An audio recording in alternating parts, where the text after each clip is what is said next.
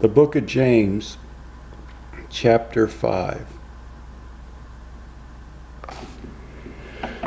All right, let's see. It says right there, admonitions to be patient and faithful.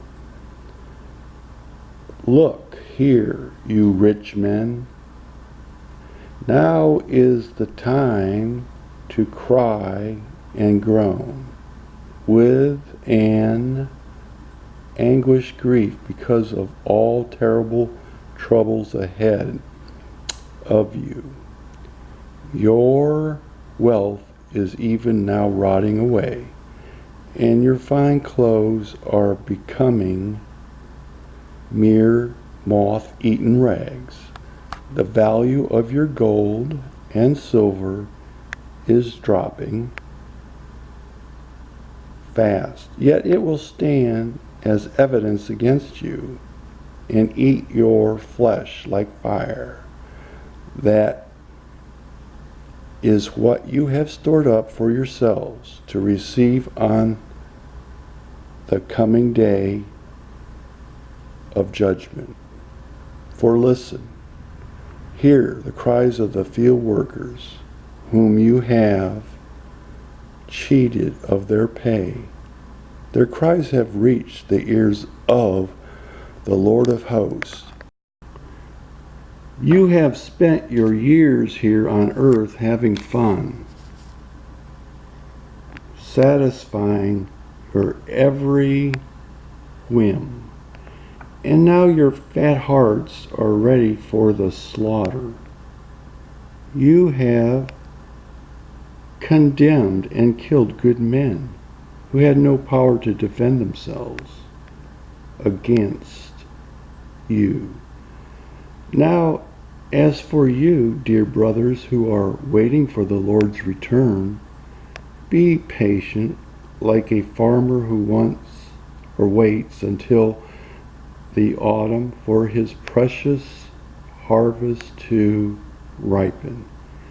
Yes, be patient and take courage, for the coming of the Lord is near. Don't grumble about each other, brothers.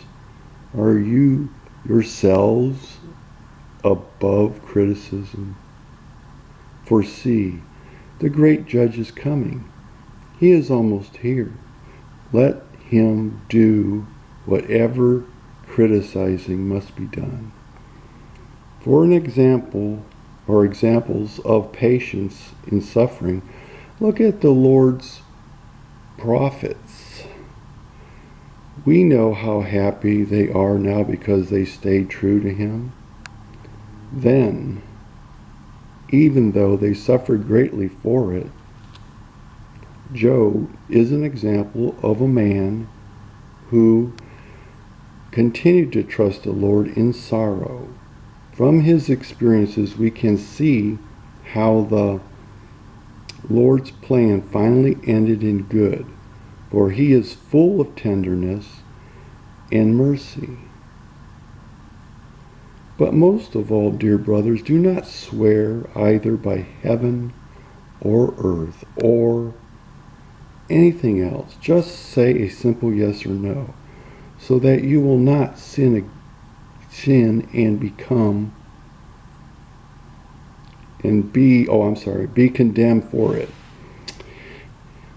Is anyone among you suffering? He should keep on praying about it. And those who have reason to be thankful should continually be singing praises to the Lord. Is anyone sick?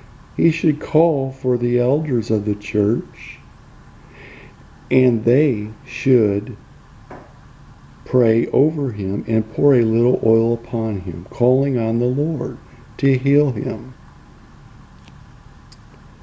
And their prayer, if offered in faith, will heal him. For the Lord will make him well.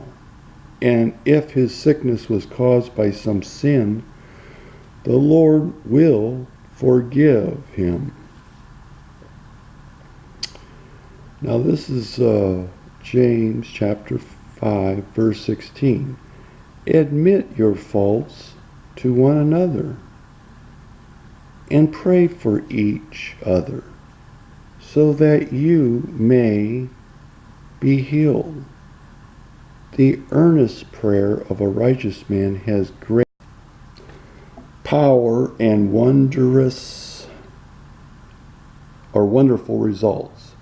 Elijah was as completely human as we are, and yet when he prayed earnestly that no rain would fall, none fell for the next 3.5 years.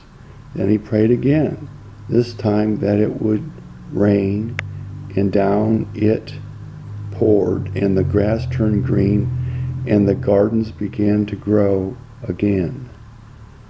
Dear brothers, if anyone has slipped away from God and no longer trusts the Lord, and someone helps him understand the truth again, that person who brings him back to God will have saved a wandering soul from death, bringing about forgiveness of his many sins.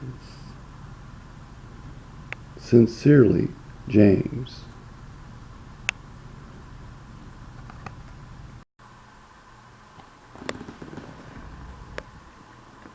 Look at you. You don't want Daddy to read the Word? Huh? Why is that? You want all the attention. Well, don't change. Oh, you're going to change pages for me now, huh? Okay.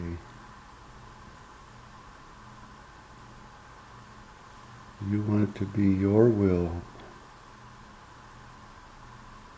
not the Father's will, but your will, Missy? No.